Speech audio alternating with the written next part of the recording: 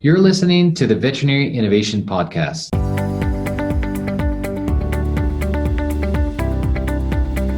You're listening to the Veterinary Innovation Podcast. My name is Sean Wilkie, and along with my awesome co-host, we interview the innovators in this space every week. Excited to find out that my guest this morning for the podcast is also my neighbor in Southern California today.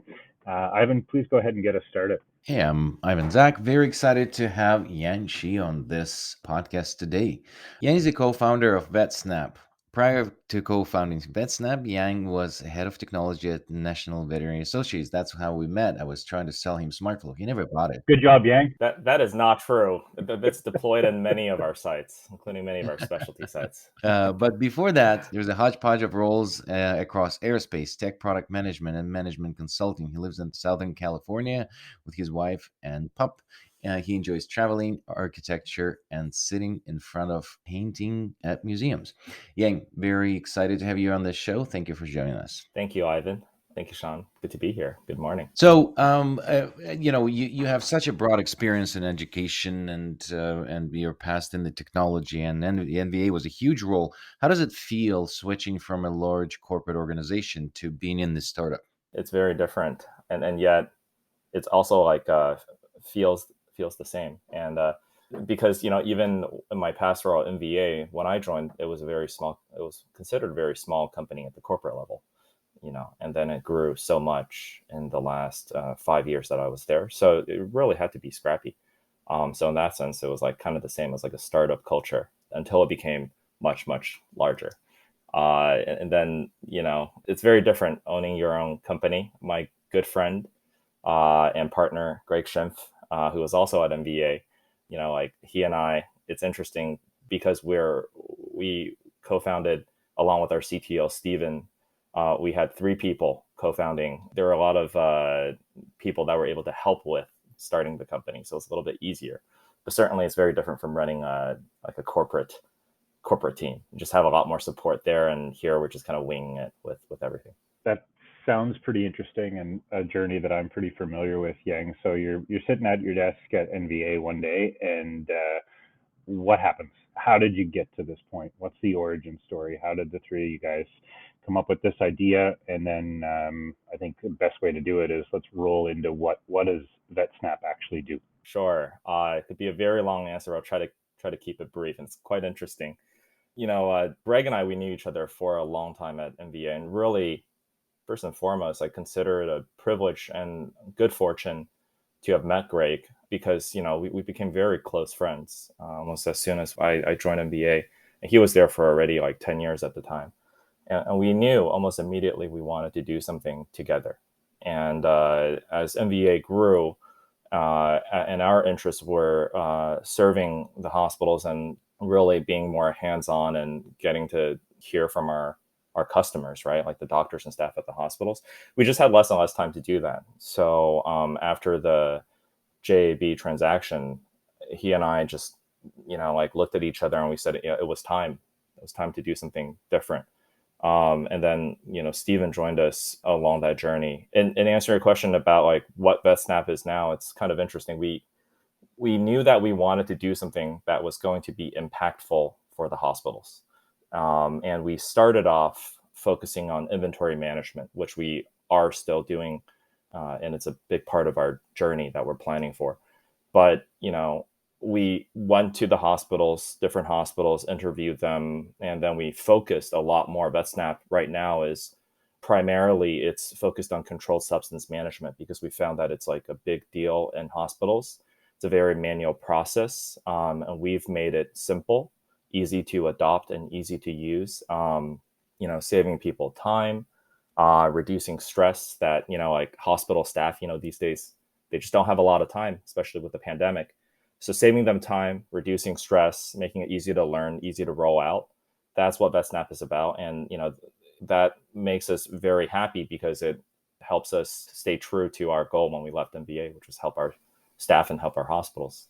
So Yang, this is really cool, and I've heard this story before because we've been talking about it. But how does it feel to be, so when you were an NVA, so I'm doing the reverse a little bit with you now. I was a vendor and I was, selling SmartFlow, and I was talking to corporates and to clinics, and I was selling to them.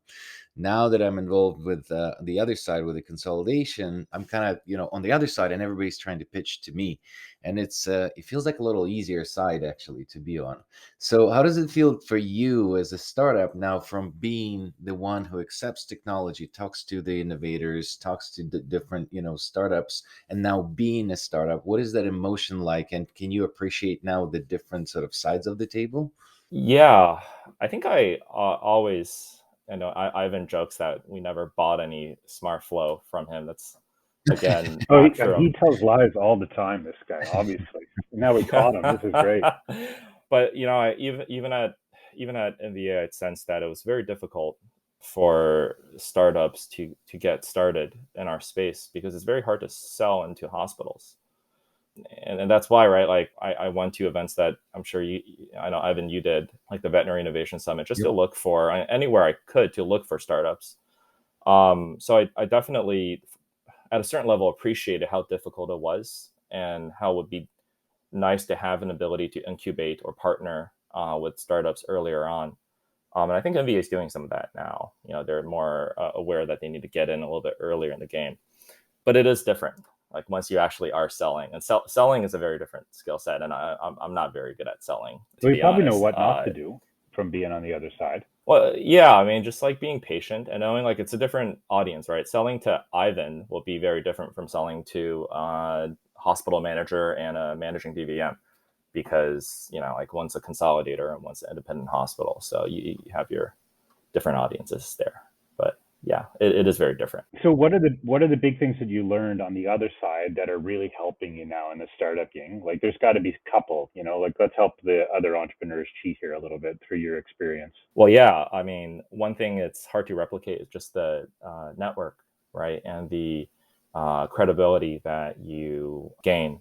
Because even in my past role at MVA, we spent a lot of time helping startups onboard at our hospitals, because like as a consolidator, there's certain things you're looking for, like ability to scale quickly once you have made a decision, and ability to support, and then all kinds of flexibility around discounting and around contracts and things like that I'm just aware of, that it just takes a little bit of time to learn. Also, like with consolidators, I think people don't need to be so focused on selling to the consolidator. I think you need to be focused on selling to the hospitals, unless it's like a very standardized process where, like you can't even roll in without the consolidator giving you permission, like technically giving permission. But I think at the end of the day, and Ivan and Shawn, I think you guys both know this, going through the startup journey, it's really about the users, and it's about the product at the end of the day. Like if you have built a really good product, then it's more about education and less about sales.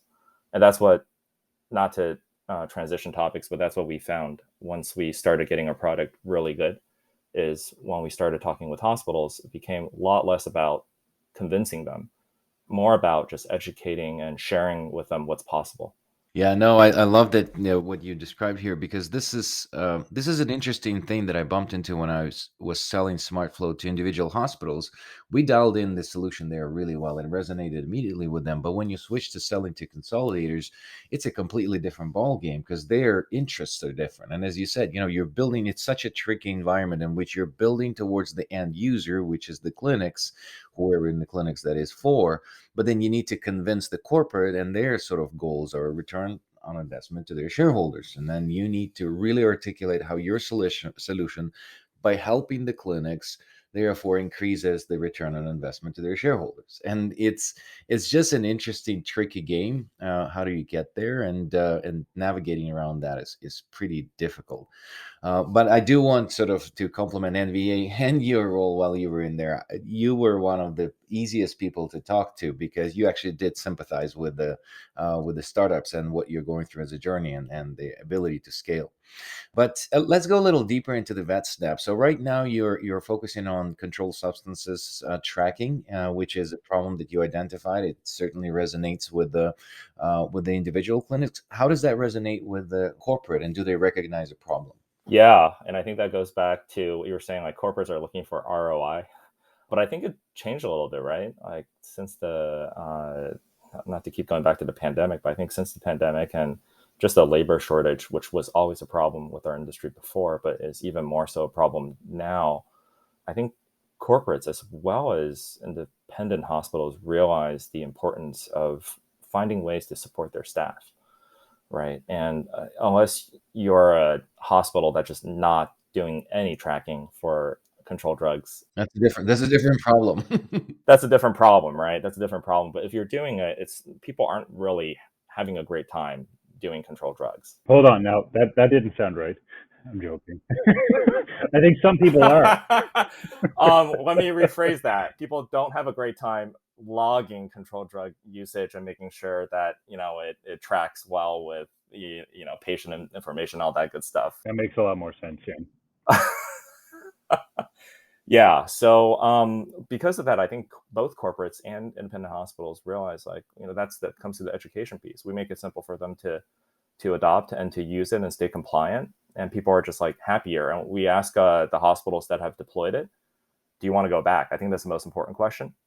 And right, like if you want, you can choose to roll back whichever roll back, and not a single one. All of them have emphatically said, no. Once I've started using this, I want to keep using this. So I think corporate, back to your question, Ivan, I think corporate knows it.